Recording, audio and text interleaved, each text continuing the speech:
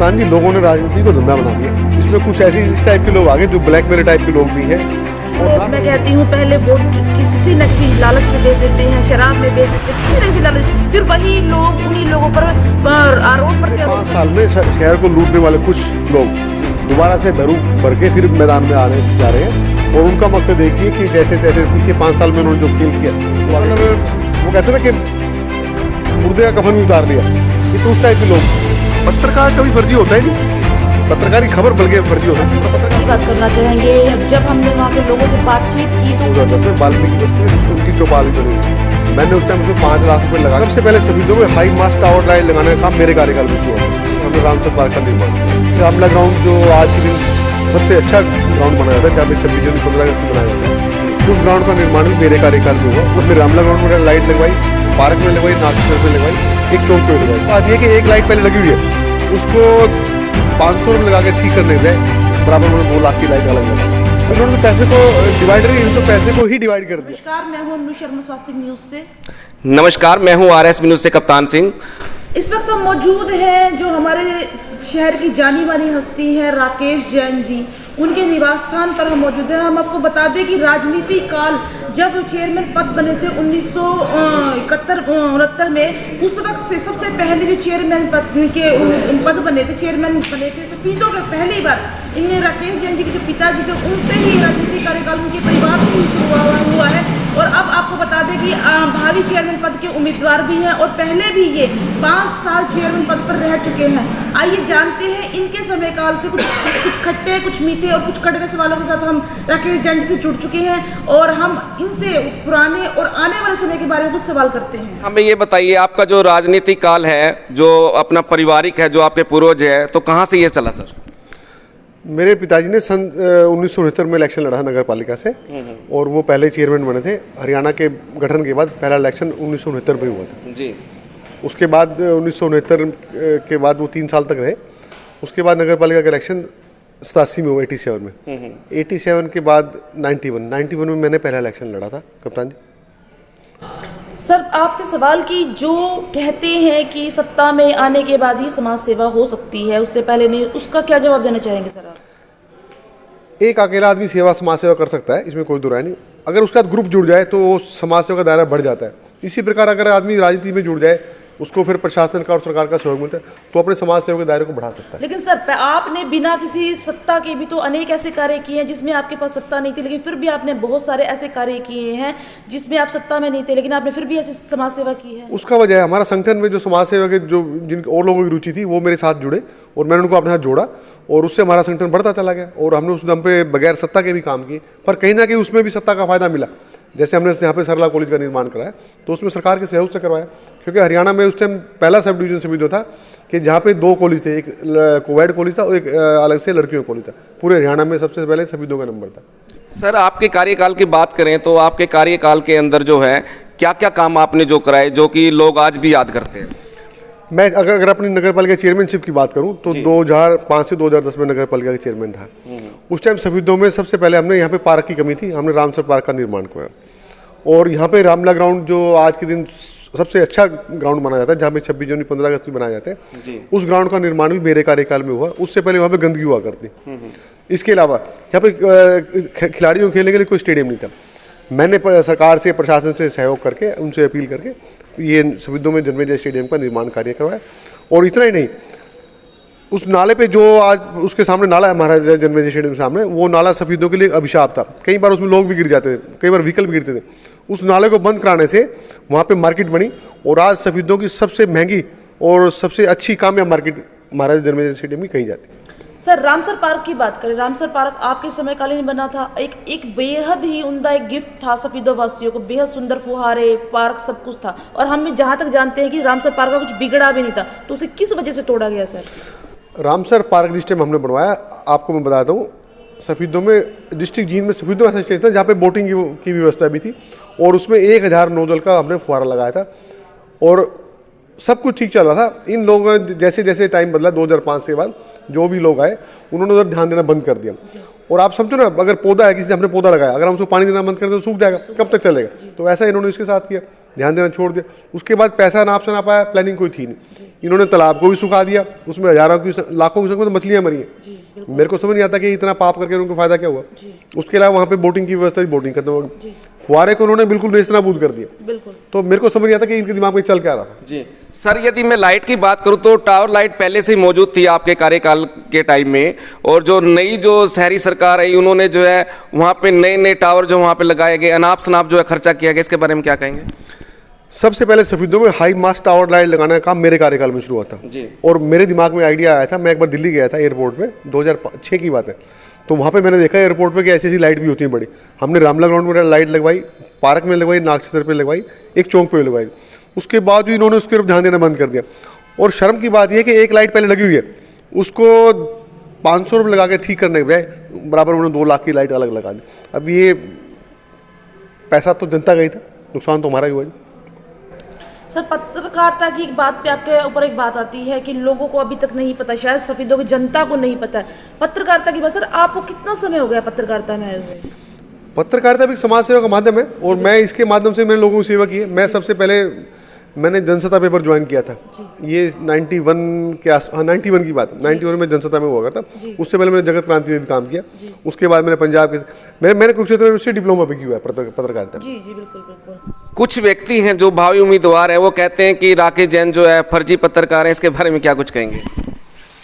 पत्रकार कभी फर्जी होता ही नहीं जी।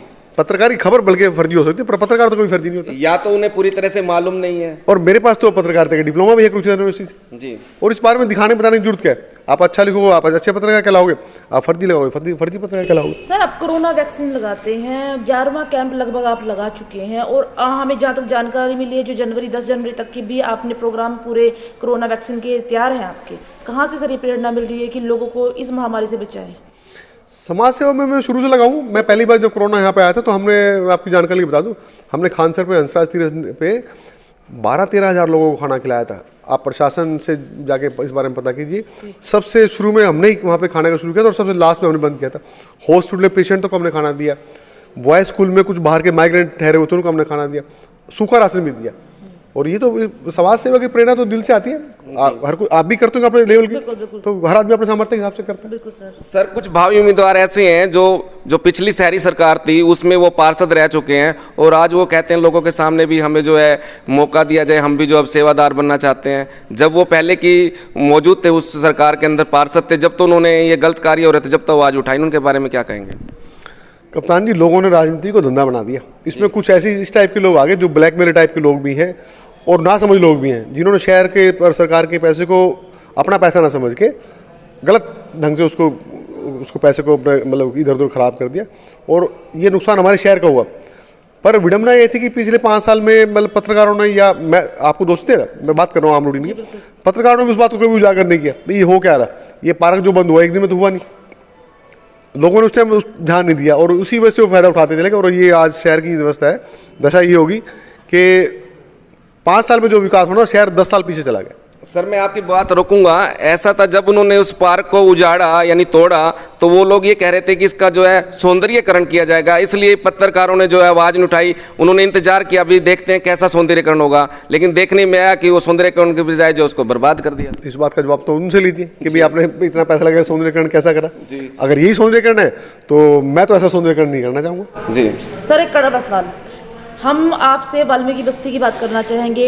जब हमने वहाँ के लोगों से बातचीत की तो उनका ये कहना था कि 15-20 सालों से हमारे ये गली की सर हालत ऐसी है, वहाँ के हालात सर ऐसे हैं कि उसे सफ़ीदों का हिस्सा कहते हुए भी कहीं ना कहीं शर्म आती है कि सफ़ीदों का हिस्सा नहीं है, क्योंकि उस गंदगी से सर हम रूबरू हो चुके हैं। और 15 मिनट के अंदर सर मैं अपना अनुभव बताऊँ तो मेरे गले में इन्फेक्शन हो गया, तो उस गंदगी को देख कर या फिर ये कह लीजिए सहकर, तो वहाँ के लोग उस गंदगी को किस प्रकार से आ रहे हैं। और जो पिछले 5 साल में सर चेयरमैन भी रह चुके हैं और पार्षद भी थे, क्या उस वक्त उनको वो सेवा नजर नहीं है? सेवा करनी चाहिए, उन लोगों की करनी चाहिए सर जो हमारे घरों की सफाई करके जाते हैं। मेरे कार्यकाल में 2005 से 2010 में वाल्मीकि बस्ती में उनकी चौपाल भी बनी हुई है। मैंने उस टाइम उसमें 5 लाख रुपए लगा के उसकी रिपेयरिंग कराई थी और कुछ उसमें निर्माण भी कराया था। और मैं पिछले दिनों वहाँ पे गया था, इन्होंने पिछले 10 साल में उसमें रिपेयरिंग तो बहुत, वाइट वाश तक भी नहीं करवाया। अब शर्म की बात है कि जो हमारे घरों की सफाई करते हैं, सबसे मेहनत का काम करते हैं, अगर हम उनका भी काम नहीं करेंगे तो फिर परमात्मा उसका तो खुद निर्णय कर देगा। कुछ पार्षद ऐसे हैं जो कहते हैं कि हम जो है सफाई कर्मी रात को भी लगाएंगे और सुबह भी सफाई कराएंगे, जबकि वो अपने कार्यकाल में जो है उसमें तो सफाई करा नहीं सके, और अब कहते हैं कि हम सुबह भी सफाई कर्मी लगाएंगे और रात को भी सफाई कर्मी लगाएंगे, हमें एक मौका और दीजिए। तो क्या कुछ कहेंगे? लोगों ने एक मौका देख लिया उनको। मैं आपको एक बात और बताना चाहता हूँ, इन्होंने अपने टाइम में पीछे कुछ सफाई कर्मचारी लगाए, डीसी रेट पे लगाए थे जी। और जिनको सरकार की तरफ से 13,000 समथिंग कुछ वेतन मिलता है। आप कभी जाकर लोगों से पूछना उनको कितने पैसे मिले, इन्होंने उनको 8-8, 7-7 हज़ार रुपये दिए। इन्होंने तो मतलब वो कहते हैं ना कि मुर्दे का कफन भी उतार लिया। ये तो उस टाइप के लोग थे। करते हैं डिवाइडर सर्कल टूटा है, अगर ये डिवाइडर बिल्कुल उचित था तो सर ये तोड़ा क्यों गया? अगर सर ये गलत था तो उस टाइम बनाया क्यों गया? सबसे बड़ा सवाल सर, ताजा सवाल है सर ये, जिसका जवाब आपको हम चाहते हैं आप जनता को दें। इन्होंने एक डिवाइडर, इन्होंने इस तरह के दर्जनों डिवाइडर बनाए। आप खानसर चौक का गेट देख लीजिए, 16 लाख रुपए में गेट बनाया, और 16 लाख रुपए में तो अगर आप अपना घर में आप ऐसे 4 गेट बना सकते हो। बिल्कुल। तो इन्होंने तो पैसे को डिवाइडर नहीं, इन्होंने तो पैसे को ही डिवाइड कर दिया। सर अभी पीछे खानसर पे एक बात थी कि 10 रुपए में भरपेट भोजन मिलेगा। कुछ समय सर वो संस्था कह लीजिए कुछ चली, लेकिन अब फिर से बंद हो गई, और आपका वादा है कि आगे अगर आता है तो 10 रुपए में भरपेट खाना मिलेगा। सर इसका क्या मतलब, पक्की उम्मीद है कि ये हमेशा ही चलेगा, जैसे वो पहले बंद होगा आगे बंद नहीं होगा? हमने कोरोना की वजह से बंद कर दिया था। एसडीएम साहब ने उसने कहा कि ये बीमारी फैल रही है और इकट्ठे हम 50 लोग नहीं बिठा सकते, तो सोशल डिस्टेंसिंग की वजह से हमने उसको बंद कर दिया। और मैं आपका जानकारी के लिए बताता हूँ, उस टाइम तो हमने टेम्परेरी चलाया था, एक शेड किराए पे लेके संस्था से, किराया भी लिया संस्था ने, वैसे मैं डोनेट किया था, वैसे ही दिया था। और अब वहाँ पे एक पक्का शेड और एक बहुत बड़ी किचन बनने जा रही है, जिसमें स्थायी रूप से ये लंगर शीघ्र ही बिल्डिंग का कंप्लीट होना शुरू हो जाएगा। जी, हमारे चैनल के माध्यम से जो सफीदों की जनता है, नगर पालिका के चुनाव होने वाले हैं, तो क्या अपील करेंगे कि कैसे उम्मीदवार को चुने? ये सर बड़ा सवाल है कप्तान जी, इस बात से मैं सहमत हूँ सर। कुछ लोग, मैं कहती हूँ, पहले वोट किसी न किसी लालच में बेच देते हैं, शराब में बेच देते हैं, किसी न किसी लालच, फिर वही लोग उन्हीं लोगों पर आरोप प्रत्यारोप करते हैं। ये सवाल सबसे बड़ा है कि क्या कहना चाहेंगे? पिछले 5 साल में शहर को लूटने वाले कुछ लोग दोबारा से भर के फिर मैदान में आने जा रहे हैं, और उनका मकसद देखिए कि जैसे जैसे पीछे 5 साल में उन्होंने जो खेल किया वो आगे करने की तैयारी में। मैं तो जनता से निवेदन करता हूँ, जो उम्मीदवार सबसे अच्छा हो, जिसने सबसे अच्छा काम किया हो या कर सकता हो, आप उसको चुने। और पैसे के लालच में, आप शराब के लालच में, पैसे के लालच में चुनते हैं तो उसका रिजल्ट फिर यही होगा। इन्होंने इस बार जो सरकार की तरफ से स्कीम आई थी मकान बनाने के 2.5 लाख रुपए दिए थे, मोदी जी स्कीम थी, आप जाके देखो, अच्छे जो भवन है उनको तो उन्होंने पैसे दे दिया, और जिन लोगों के मकान 4-4 फुट नीचे पड़े हैं, गंदगी पड़े, उनको 1 रुपये भी नहीं दिया। इन्होंने हर बात में बंदर बांट की, शक्ल देख के इन्होंने टीके निकाले। और मैं आरोप नहीं लगाता, सारा समाज खुला है, सबको पता है शहर में क्या क्या हुआ, आप उसको जाके देखो। RSB न्यूज और स्वास्थ्य न्यूज से बात करने के लिए सर आपका बहुत बहुत धन्यवाद। आप दोनों पत्रकार बंधुओं का बहुत बहुत धन्यवाद, आपने टाइम निकाला। और मैं तो आपको भी कहता हूँ कि समाज के लिए आप अच्छा काम करो, अपना शहर है, फायदा हमेशा हमें ही होगा। बहुत बहुत शुक्रिया। धन्यवाद। Thank you. बहुत बहुत शुक्रिया।